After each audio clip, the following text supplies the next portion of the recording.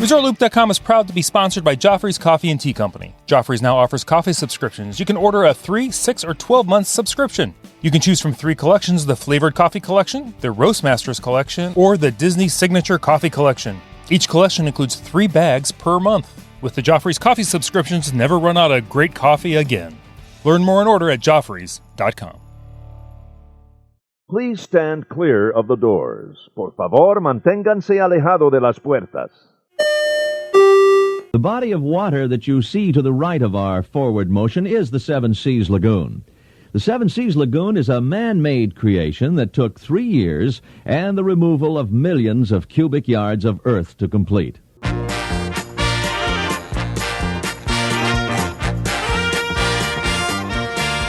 Hey everyone, thanks for joining us. I'm Tim Scott. This is ResortLoop.com. This is episode something, but I will say it's for June 19th, 2020, because we're going to talk about some pandemic-related news here, so I just want to have a little timestamp at the beginning of the show, because if you're listening to this in the future, and I start talking about stuff, you'll be saying, that doesn't make any sense to me. Tim, why are you talking about this disease and things being closed and reopening? The park's been open for years. But no, it's for June 19th, 2020, or right around that time period. Anyway, so this is an interesting show. We're going to have some good news. We're going to have some bad news. We're going to start off with the good news. We have a little bit of a press release here. I'm just going to read straight from the press release. It'll tell us a story. We'll talk about it just a little bit. It starts off, as we prepare for the reopening of our theme parks next month, we're taking a measured and deliberate approach to our planning that applies appropriate new health and safety measures. We continue to follow the guidance from government and health officials for the responsibly opening of our theme parks, so we can make it the right adjustment to our offerings, including our upcoming fall events. So by fall events, we already know we're getting into some good stuff here that people have been wondering about. One staple of the fall season at the Walt Disney World Resort is the annual EPCOT International Food and Wine Festival. As of today, so this was just yesterday, early this morning this came out, we're pleased to share with you, not only have we cooked up a creative modified festival experience, it will also be our longest festival yet. They keep getting longer every year, and this year it's going to be really early. Let's see. It'll give you plenty of time to enjoy a taste of the EPCOT International Food and Wine Festival. This new take on the foodie festival, so right now they're telling you, all right, it's going to be a little bit different than what you've kind of been used to. So it's going to debut July 15th. So it's not even a fall event. It's just going to run from summer throughout. It's going to run through the fall, offering 20 signature global marketplaces.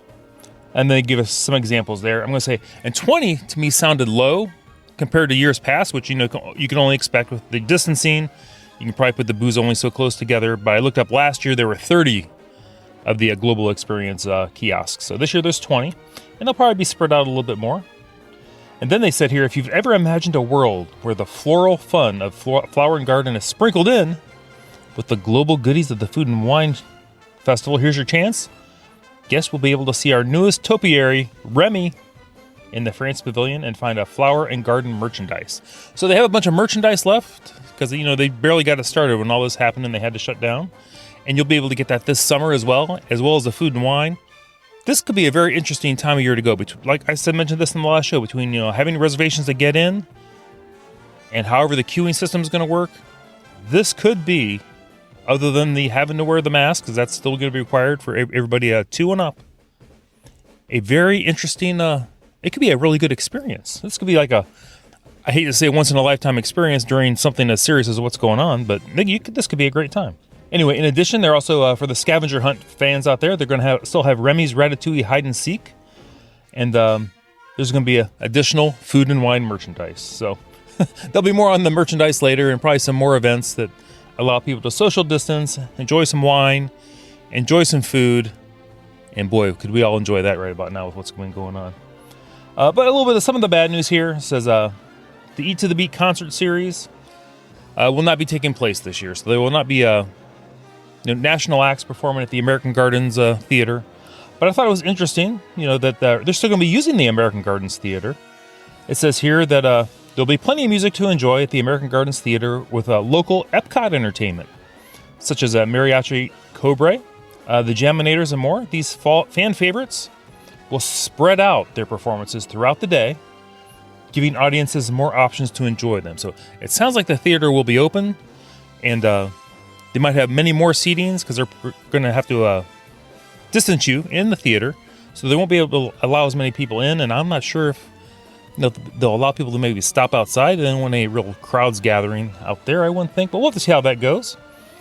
So one is as great as the Jaminators and Mariachi Cobre are. With having the additional shows, they won't draw the crowds as some of the national acts that might be in there. So groups like the 98 Degrees show up. Wilson Phillips usually seems to show up for that. So, and plus, maybe they're having trouble getting the national acts to maybe travel during these times. So, again, who doesn't even like hearing the Jaminators though? So that's fantastic.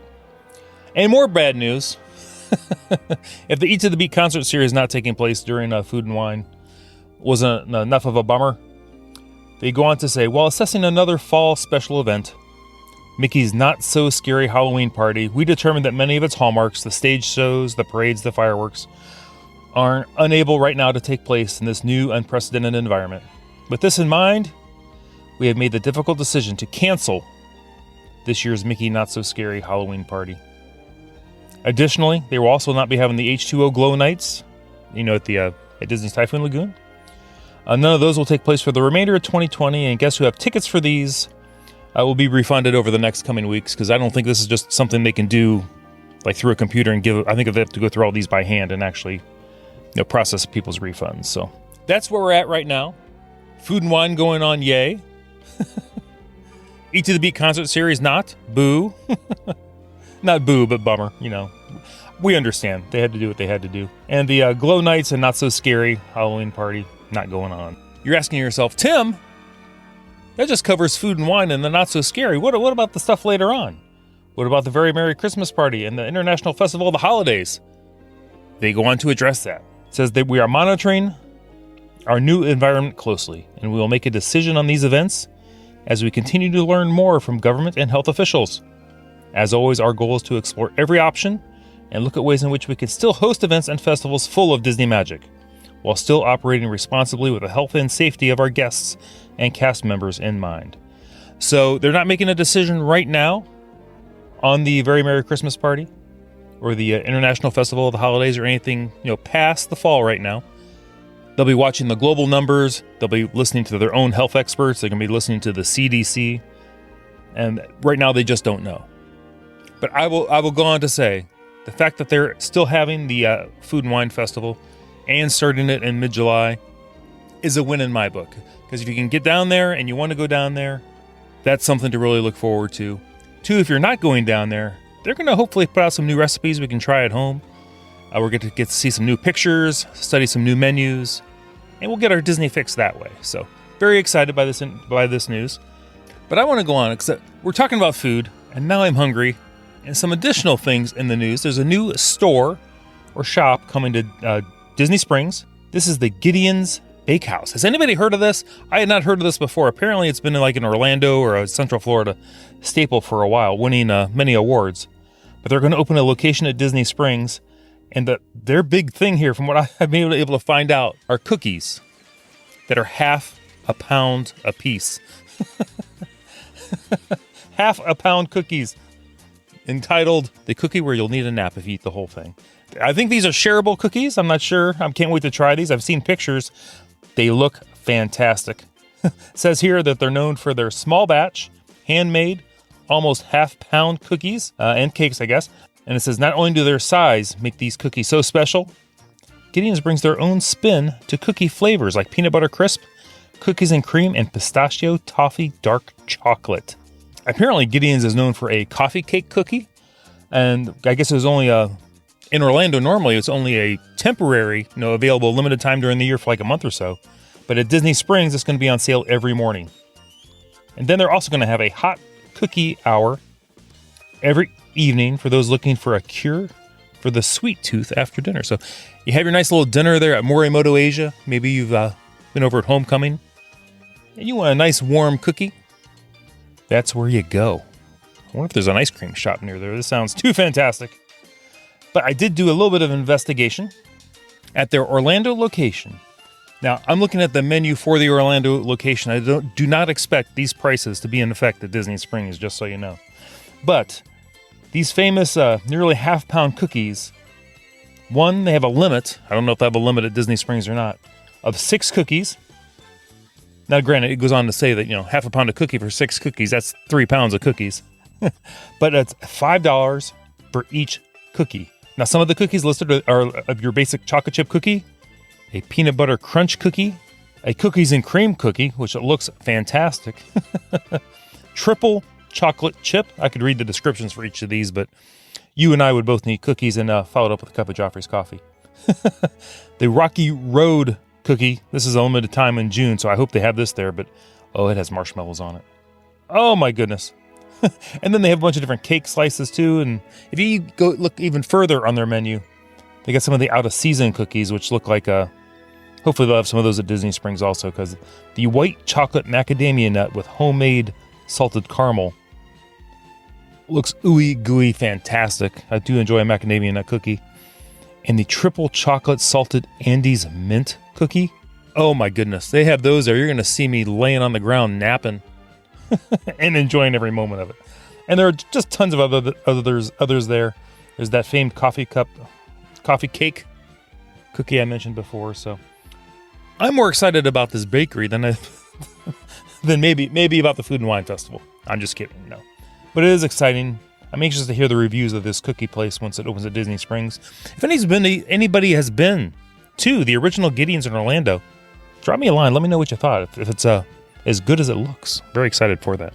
I also had other stuff I wanted to talk about on this show, but I wanted to get out the breaking news of the Food and Wine Festival and the good news, bad news we were going to talk about at the beginning of the show. But on the last show, I did mention that I was going to share a show I'm watching on Disney Plus. I thought this would be a good time to mention it because we've already been talking about enough food on this show. Between food and wine and the cookies. The show I've been watching, now I'm not totally done with it. I think I have 3 episodes left. It's I believe a 10-episode show. Is Be Our Chef.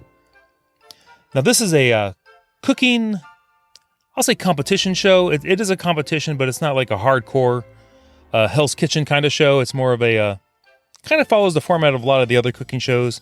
Got a couple teams going up against each other. They're cooking an item based on something.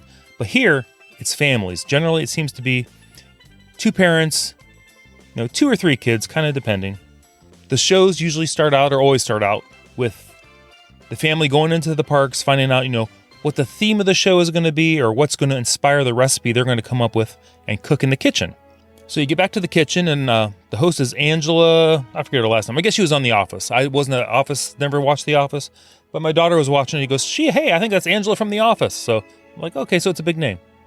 I could have told you figured out who it was, but I'm just going to keep moving forward. So anyway, the show, it's fun to watch. It's always fun to watch a show where they start off in the parks, because who doesn't enjoy seeing some theme park inspiration? They usually meet up with some characters, and they come back, find out what the challenge will be. There's usually a little bit of challenge between the 2 teams for an advantage. I don't want to get in too much. I don't want to spoil a whole lot of anything. At the end, it's kind of like a round robin. It looks like whoever gets the most wins will eventually win a Disney cruise. So that's kind of an exciting gift. But I will say, I'm watching this show. I'm watching it and I'm thinking, why does this one young man look incredibly familiar to me? So I watched the episode. It didn't dawn on me. Then they came up in the next round, and they came up again. I was like, I know it. I know where I saw that kid before. He was a contestant, and I think he even won on MasterChef Junior with Chef Ramsay. I'm not sure if every family on there has some kind of tie to some other culinary show, and that's where they got him. And they haven't mentioned it on the show that he was on MasterChef Junior, so I don't know if they didn't know. I don't know if he's a ringer. I've not seen who won yet, but he was in season 5, and I want to say he won. I could be wrong. I should probably check that out. I'll check my facts. Okay, he didn't win. He came in 3rd place. So still, being on MasterChef Junior and learning from Chef Ramsay, I think it gives you a little bit of an advantage. But like I said, I've not finished the series yet, so we'll have to see. But I will say, it's a fun show to watch with the family. The shows are only 22 minutes long, no commercials, of course. It's light, fun to watch. You get through them really quickly. I would recommend it if you just need something to watch, just for a little bit. Just get a little bit of a Disney fix. You don't want to commit to like an hour show or a movie or anything like that. That's like 22 minutes. And anything that inspires you to, cook in your own home, I'm usually all about. So, again, that's Be Our Chef on Disney+. And before I wrap it up, I just wanted to go on a little bit more good news on the Disney vacation front. If you're thinking you want to go to Aulani has now reopened for reservations for 2021. So they're not open again right now, but 2021 they just started booking. So if you're thinking you'd like to take a trip to Aulani, and right now who would not want to go to Aulani for 2021, you can always give us a call, give us a little email, or check out our site over there at ResortLoop.com. Be happy to help you out. So I think I'm going to wrap it up there on that little bit of good news about Aulani. We had some good news, we had some bad news. Food and wine is happening, so that's great news for everybody. I know we'll be talking about the Food and Wine Festival over at Looper Nation Live, our Facebook group. If you'd like to be a member over there and join up, we'd love to have you. Look us up over at Looper Nation Live over on Facebook. Everybody, I'm Tim Scott. Thanks for joining us. Be sure to follow us over on YouTube. You can leave us a review over at iTunes or your favorite pod catcher, whether it be Overcast, Downcast. Also, as always, you can always find me on Facebook, Twitter, the website ResortLoop.com. Occasionally I'll pop over to Instagram, although I do more browsing than posting. I appreciate everybody listening. I appreciate all the kind words I've been getting about how things are going during the whole pandemic here going on. We're coming out of it. I think light at the end of the tunnel. It's been nice here in Ohio. We're up in the 80s. We're getting to almost Florida-like weather. That's kind of exciting. Everybody, please go out there and share the gateway to the magic. We'll see everybody.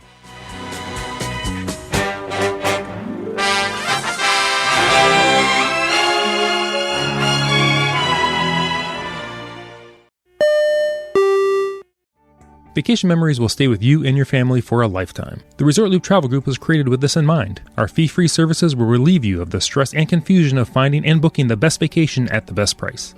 After booking, we will continue to monitor for ways to save you even more on your vacation. We will check for any upcoming packages and discounts to save you as many vacation dollars as possible. Resort Loop Travel Group, gateway to your magical vacation memories. Get a quote, or for more information, visit ResortLoopTravelGroup.com.